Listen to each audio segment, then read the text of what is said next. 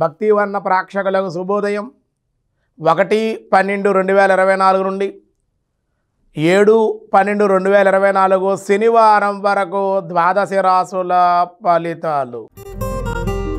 ముందుగా మేషరాశి.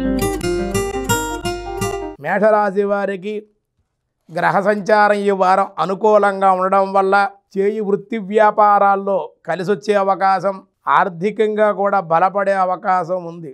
దైవ బలంతో మీ ధైర్యంతో కూడా ముందుకు పోగలుగుతారు.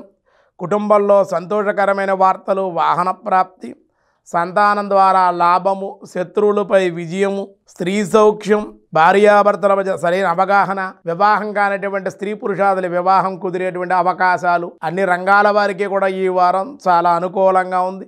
పెద్దగా దోషాలేం లేవు కాబట్టి ఇష్టదేవత ఆరాధన, గృహదేవత ఆరాధన చేసుకోండి. అన్ని విధాలుగా అనుకూలంగా ఉంటుంది. తదుపరి వృషభ రాశి. వృషభ రాశి వారికి ఈ వారం అష్టమంలో గ్రహ సంచారం వల్ల కొంత ఇబ్బందికరంగా ఉంది. కొన్ని నష్టాలు చవి చూడవలసి ఉంటుంది. బంధుమిత్రులతోటి అకారణమైనటువంటి విరోధాలు, అప్పుడు నవ్వుతో మాట్లాడుకుంటూ ఉంటారు. అనుకోకుండా మీరు కామెడీగా నవ్వుతో మాట్లాడినా అవతల వాళ్ళు సీరియస్గా తీసుకుంటారు ఆ విషయాన్ని. అనుకోకుండా అకాల విరోధాలు బంధువుల మధ్య జరిగే అవకాశాలు ఉన్నాయి. మాట్లాడేటప్పుడు వృషభ రాశి వారు ఈ వారం కొంచెం జాగ్రత్తగా ఉండాలి. ప్రయాణాలు యందు సమస్యలు, నష్టాలు ఉండే అవకాశం, శత్రువుల వల్ల కూడా ఇబ్బందులు, విలువైన డాక్యుమెంట్స్ కానీ వస్తువులు కానీ జాగ్రత్త పెట్టుకోకపోతే పోయే అవకాశాలు కూడా ఉన్నాయి. కాబట్టి కార్యాలయందు కూడా ప్రతి పని కూడా జాప్యం జరిగిపోవడం, ఆలస్యంగా అవడం, పని అవ్వకపోవడం, ఇవన్నీ కూడా జరిగే అవకాశం ఉంది. మరింత అనుకూలంగా ఉండడం ఆదిత్య నవగ్రహ స్తోత్ర పారాయణ చేయండి. సుబ్రహ్మణ్యేశ్వర ఆంజనేయ స్వామి ఆరాధన మీకు మేలు చేసే అవకాశం ఉంది. తదుపరి మిథున రాశి. మిథున రాశి వారికి ఈ వారం స్వల్పంగా ఇబ్బందులు, వాహనం వల్ల ఇబ్బందులు, గాయాలు, ఎత్తైన ప్రదేశం పడిపోయే అవకాశాలు, చాలా జాగ్రత్త అవసరం. మాట పట్టింపులు కూడా ఉంటాయి. కుజ ప్రభావం వల్ల ఇదంతా కూడా జరుగుతుంది. కాబట్టి స్థాన మార్పులకు అవకాశం ఉంది. ఉద్యోగస్తులకి అనుకోని బదిలీలకు అవకాశాలు ఉన్నాయి. పై అధికారులతో కూడా చాలా జాగ్రత్తగా ఉండాలి. వారాంతంలో పరిస్థితులన్నీ చక్కబడే అవకాశం ఉంది. నవగ్రహ స్తోత్రపారాయణ, రుద్రాభిషేకం, నవగ్రహ శాంతి హోమం చేసుకుంటే అన్ని విధాలుగా మీకు బాగుంది. విష్ణు సహస్రనామంతో శ్రీమన్నారాయణమూర్తి వెంకటేశ్వర స్వామి వారికి తులసార్చన చేయించండి. మరింత అనుకూలమైన పరిస్థితులు పొందండి. తదుపరి కర్కాటక రాశి. కర్కాటక రాశి వారికి ఈ వారం అన్ని రంగాల వారికి చాలా బాగుంది. వ్యాపారస్తులకి అయితే అనుకూలంగా ఉంది. వ్యవహారాలన్నీ కూడా మీకు సానుకూలంగా ఉంటే జయం కలుగుతుంది. ఆరోగ్య లాభం, ధనానికైతే లోటు ఉండదు. ఉత్సాహంగా ఉల్లాసంగా ఉంటే ఇంట్లో శుభకార్యాలు జరుగుతాయి మీ చేతుల మీదుగానే.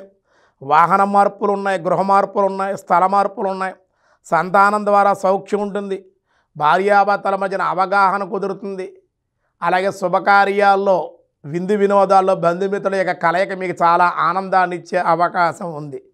పెద్దగా దోషాలు లేవు కాబట్టి హనుమత్ దర్శనం, హనుమాన్ చాలీసా పారాయణ, సుబ్రహ్మణ్యేశ్వర ఆలయ దర్శనం కూడా మీకు మరింత మేలు చేసే అవకాశం ఉంది. తదుపరి సింహరాశి. సింహరాశి వారికి ఈ వారం శుభ మిశ్రమంగా ఉంది. అయితే మాట్లాడే స్వభావం సింహరాశి వారు కొంచెం అహంకారంగా, గర్వంగా కొంచెం ప్రవర్తించే అవకాశాలు ఈ వారంలో ఉంది. ఉద్రేకంగా మాట్లాడతారు. దానివల్ల మీకు ఎవరైనా ఉపకారం చేయాలనుకున్నటువంటి వాడు, వచ్చినటువంటి వాడు మీ మాట ద్వారానే మీ ఉద్రేకం చూసి మీకు ఏం చేయకూడదు అనుకుంటాడు. వీడి వల్ల మనకు ఇబ్బంది ఉందిరా బాబు, వీడికి ఏం చేయకూడదు అనుకుంటాడు.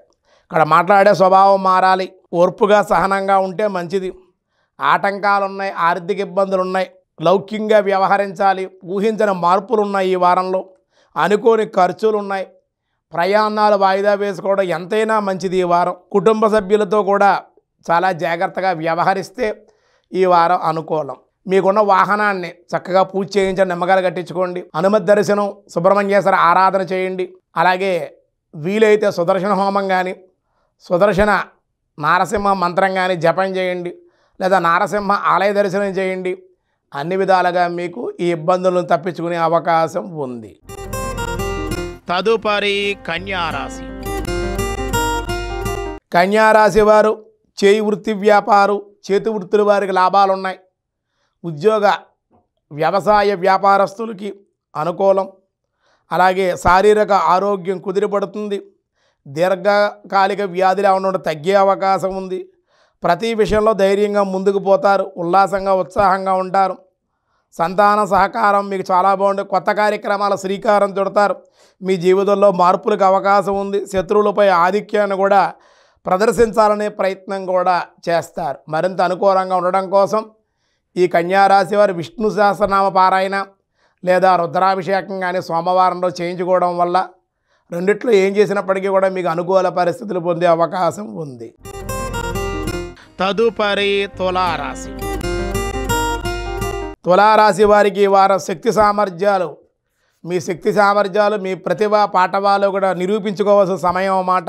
అలాగే సొంత ఇల్లు నిర్మాణం చేయాలనే ప్రయత్నం కానీ, కొనాలనే ప్రయత్నాలు కానీ నెరవేరే అవకాశం, నూతన వ్యవహార లాభాలు, అధికారుల అనుగ్రహం, ఆదాయ వృద్ధి, రుణాలు మంజూరు కావడం, రావలసిన బాకీలు వసూలయ్యే అవకాశాలు, సమస్యలన్నీ కూడా పరిష్కారానికి వచ్చే అవకాశం ఉంది. దానివల్ల చాలా ఆనందంగా ఉంటారు. ఇష్టదేవత ఆలయ దర్శనం, ఇష్టదేవత స్మరణ, గృహదేవత ఆరాధన మానకుండా చేయడం వల్ల అన్ని విధాలుగా మీకు ఈ వారం ఇంకా సానుకూలమైన పరిస్థితులు పొందే అవకాశం ఉంది. తదుపరి వృశ్చిక రాశి.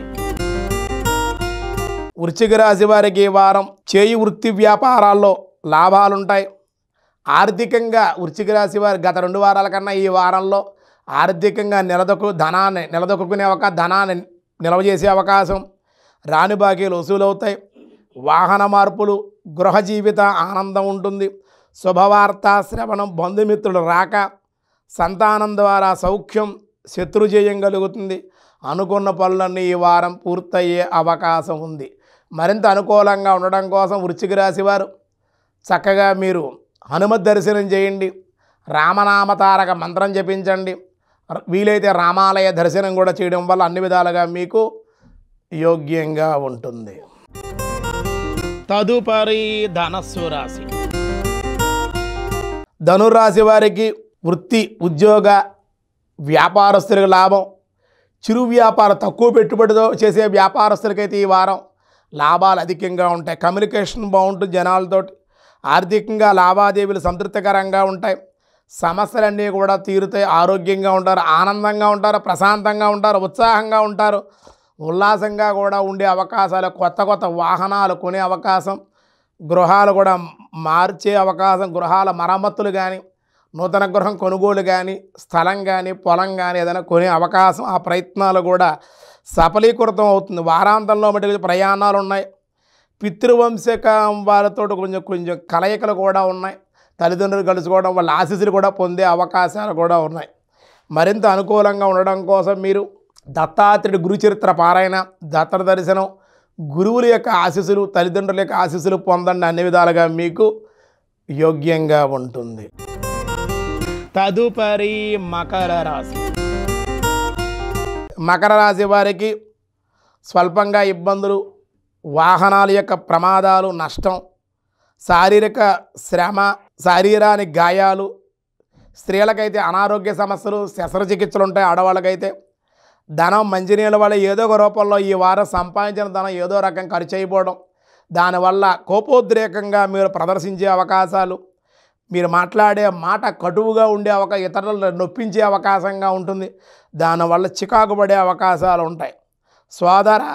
సోదరి వల్ల కూడా మూలక విరోధాలు, కుటుంబ సమస్యలు, శారీరక సమస్యలు, ఉద్యోగ సమస్యలు ఉండే అవకాశాలు ఉన్నాయి. జాయింట్ వ్యాపారం చేసే వాళ్ళతో కూడా ఇబ్బందులు ఉన్నాయి. నవగ్రహ ఆరాధన, నవగ్రహ దర్శనము, నవధాన్యాలతో చక్కగా నవగ్రహ శాంతి హోమం చేయించుకోవడం చాలా విశేషమైన సత్ఫలితాలు ఇస్తుంది అని చెప్పడం జరుగుతోంది. తదుపరి కుంభరాశి. కుంభరాశి వారికి ప్రతి చిన్న విషయానికి కూడా భయము, ఆందోళన, కోపం కూడా వస్తుంది. ఈ పని ఎందుకు అవ్వదు, ఎందుకు జరగటం లేదు అని బంధుమిత్రుల మీద, పై అధికారుల మీద, కింద పనిచేసే వాళ్ళ మీద కూడా తొందరలో మాట విసిరే అవకాశాలు ఉన్నాయి. ఆ విధంగా దానివల్ల ఇబ్బందికరంగా ఉండే అవకాశం ఉంది. ఉద్రేకంగా మాట్లాడతారు. అలాగే శరీరానికి గాయాలు, సోదరుల వల్ల కొంచెం ఇబ్బందులు, వారాంతాల్లో అనారోగ్య సమస్యలు కూడా ఇబ్బంది పెట్టే అవకాశాలు ఉన్నాయి. ప్రతి పని కూడా జాప్యంతో జరగడం, లేదా అనుకున్న సమయాన్ని జరగకపోవడం కొంచెం ఇబ్బందికరంగా ఉంది. కాబట్టి శనేశ్వర దశరథ కుల శనేశ్వర స్తోత్ర పారాయణ, శని అష్టోత్తరం చదువుకోవడం, తెల్లపిష్ట నివేదన చేయండి, ఆదిత్యాద నవగ్రహ ఆరాధన, స్తోత్రపారాయణ కూడా మీకు మేలు చేసే అవకాశం ఉంది. తదుపరి మీనరాశి. మీనరాశి వారికి గ్రహాలు అనుకూల స్థితి వల్ల వాతావరణం, కుటుంబ వాతావరణం అనుకూలంగా ఉంది. చేయి వృత్తి వ్యాపారాల్లో కూడా లాభాలు ఉన్నాయి. నూతనమైన వ్యాపారాలు ప్రారంభించేటువంటి వాళ్ళు చాలా బాగుంది. వాహన సౌఖ్యం ఉంది. వివాహ యోగం ఉంది. వివాహం కానిటువంటి వాళ్ళకి స్త్రీ పురుషాది వివాహ యోగం ఉంది. శుభకార్యాల్లో పాల్గొనే అవకాశం ఉంది. ఎంతో కాలంగా ఉన్న సమస్యలు మబ్బు వీడిపోయినట్లుగా వీడిపోతే చాలా కాలంగా సుదీర్ఘంగా ఉన్న సమస్య ఏదో ఉంది, అది తొలగిపోతుంది ఈ వారంలో. దానివల్ల ఆనందంగా ఉంటారు. స్థానచలనం తప్పదు.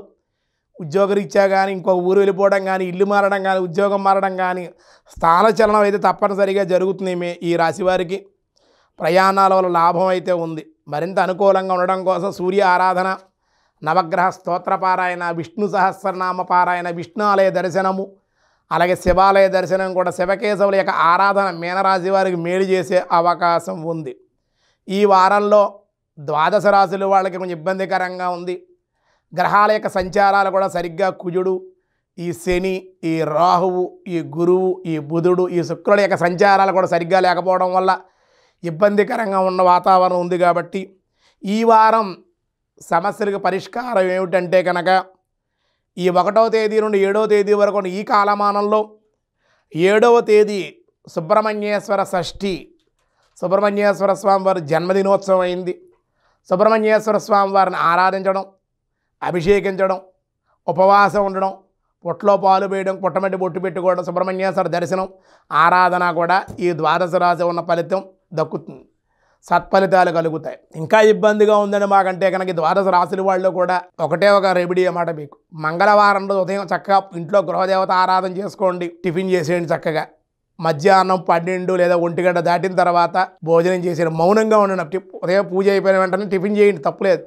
కానీ మౌనంగా ఉండి మౌనవ్రతం పాటించండి. అలా పాటిస్తే చాలా మంచి. మధ్యాహ్నం 1 గంట 12 ఇంకా అవకాశం ఉంటే మధ్యాహ్నం కూడా భోజనం చేసి సాయంకాలం వరకు కూడా ఆ రోజు మంగళవారం రోజునే చేయాలి. మౌనవ్రతాన్ని పాటించండి. ఈ కుజుడు వల్ల ఈ మిథున రాశికి కానీ, కర్కాటక రాశి వారికి కానీ, ఈ యొక్క కన్యారాశికి కానీ, మకర కుంభరాశుల మీద దృష్టి ఉండడం వల్ల ఇబ్బందులు, చికాకులు, గొడవలు ఉంటాయి. మనం పాజిటివ్గా ఉన్నాం, అవతల నెగిటివ్గా ఉన్నాం. మన గ్రహస్థితి బాగోనప్పుడు మౌనంగానే ఉండాలి. అవతల మన తప్పైనా, అవతల వాళ్ళ తప్పైనా మౌనం కలహం నాస్తి. కలహాలు తీసుకొచ్చేటువంటి వాడు కుజుడు. గ్యాస్ట్రిక్ ట్రబుల్, కలహాలు, శత్రుబాధలు, ప్రయోగాలు, నరఘోష ఇవన్నీ కుజుడి వల్లే ఉంటాయి. దీనికి ముందు ఏమిటయ్యా అంటే దేవతా ఆరాధన, సుబ్రహ్మణ్యేశ్వర ఆరాధన. సుబ్రహ్మణ్య షష్ఠి అయింది, 7వ తారీఖు ఆరాధన చేయండి. మౌనవ్రతాన్ని ఆ రోజు కూడా పాటిస్తే మౌనంగా ఉండండి. ఎవరికైనా చెప్పాలంటే కాగితం మీద ముందుగానే మౌనవ్రతం చేస్తే ఇంట్లో చెప్పండి అందరికీ.